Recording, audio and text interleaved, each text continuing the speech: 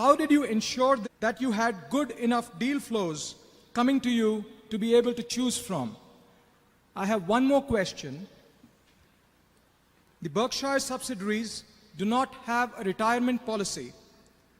What are the implications of this on retaining and motivating employees who are potential successors to senior management?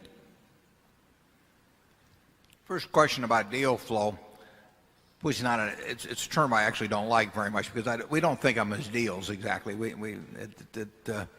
That has a little too much of the connotation of something to be bought and then again something to be sold.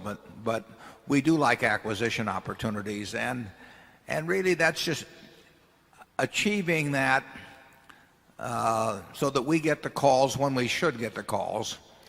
And there aren't lots of those because we're talking about good-sized businesses. We're talking about owners that love their businesses, and it's going to happen occasionally, but it's going to happen a few times a year probably.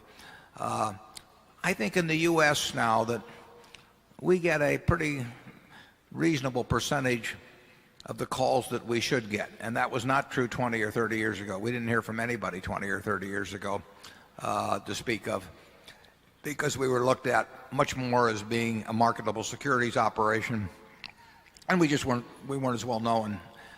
It feeds on itself, obviously. If we acquire companies and the people from whom we acquired them are happy about the deal, you know, we're going to hear from more people. We bought our first furniture operation in 1983. That really led to 4 other transactions because the people in the first one were happy and they talked to us about the second one, and the people in the second one were happy, and so on. So, you know, it's like Charlie always describes compound interest as being like, you know, being at the top of a very large hill with wet snow and starting with a snowball and getting it rolling downhill. And that's a little bit like the acquisition situation works. We've been on by being around 38 years, it's been a high mountain in terms of the length the snowball is going. By now it's going at a pretty good clip, and it's pretty good size, and it tracks a lot of snow. And that's good for us. Outside the United States, we do not seem to be on the radar screen, so we don't seem to hear about those as much. But we're hearing about enough in the United States. It's not a flow in the sense of I don't hear about one a week. You know, I don't probably hear about one a month.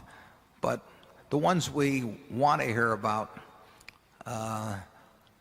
most of them I think we're getting the calls now. I think we're getting a higher percentage of the calls now than ever in our history we would have gotten. And, you know, that's all to the good. And if we can do the same thing outside this country, that would be a plus too. But this country's a big market, and we'll just try and spread the word further. And Charlie, what was that other question? Well,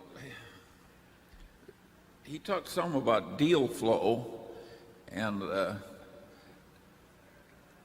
there's a general assumption that it must be easy to somehow arrange things that you just sat behind a desk and people brought in one wonderful opportunity after another, and you finally selected 2 out of 100, and it would be a virtual cinch. That was the attitude in venture capital until the last 2 or 3 years. We didn't have any of that in the early days, right, Warren? No, that's right. We were finding our own securities, and we were just looking at the public markets to see what was available in securities. And when we started buying companies, there must have been 20 years when we didn't buy more than 1 or 2 a year. Yeah, they were fairly few and far between, and we didn't have the money to buy very big ones either. I mean, it was a big deal when we bought Associated Cotton Shops for what in effect was $4 million, or when we bought Hochschild Kohn when we had to come up with $6 million of equity, as I remember, for that deal. And National Indemnity itself was $7 million for National Indemnity, and I think $1.4 million, $1.7 million for National Fire and Marine. And I mean, that was all we could handle in those days. So the snowball is, you know, it's built up as it's gone down the mountain, and we hope there's a lot of mountain left and a lot of wet snow, and we're looking for it. But it's fair to say that we were rooting around for those opportunities. we weren't sitting behind our desks and waiting for some commission salesman to come in and present us with opportunities to sign our name. I can't think of anything we bought in the early days that way. No. Warren, you chased down Jack Ringwald. Didn't you go to him? Well, Jack Ringwald, who ran National Indemnity, and some of you here in the room knew, Jack was a very interesting guy and a friend. And Jack, for 15 minutes every year, would want to sell National Indemnity. Something would make him mad. A claim would come in or something of the sort. So for 15 minutes every year, he would want to sell.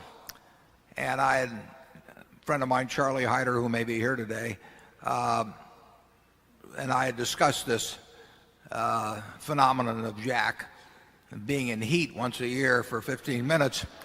And I told Charlie if he ever caught him in this particular phase to let me know. And there was a day that Charlie called and said, Jack's ready.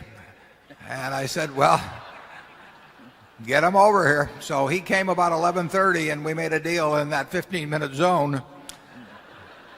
And this is absolutely true. It's a fascinating story because Jack, having made the deal, and we really did make it in 15 minutes, Jack, having made the deal, really didn't want to do it. But he wouldn't have backed out of a deal. But he said to me after we'd shaken hands, he said, well, he says, I suppose you'll want audited financial statements. And if I'd said yes, he would have said, well, that's too bad, then we can't have a deal. So I said, I wouldn't dream of looking at audited financial statements. They're the worst kind, And then Jack said to me, he says, I suppose you'll want me to sell my agencies and to you as well. And I said, Jack, I wouldn't buy those agencies under any circumstances. If I'd said yes to that, that I wanted him to sell the agency, he said, well, I wouldn't be able to do it, Warren. We must have misunderstood each other. So we went through about 3 or 4 of those. And finally, Jack gave up and sold me the business. He was an honorable guy. I mean, because he really, I don't think, wanted to do it. But we met down at Charlie's office at 19th, I think, in Douglas, and Jack was about 10 minutes late picking up this $7 million for National Indemnity. He was about 10 minutes late because he was looking for a parking meter with a few minutes left on it. And that's when I knew he was my kind of guy.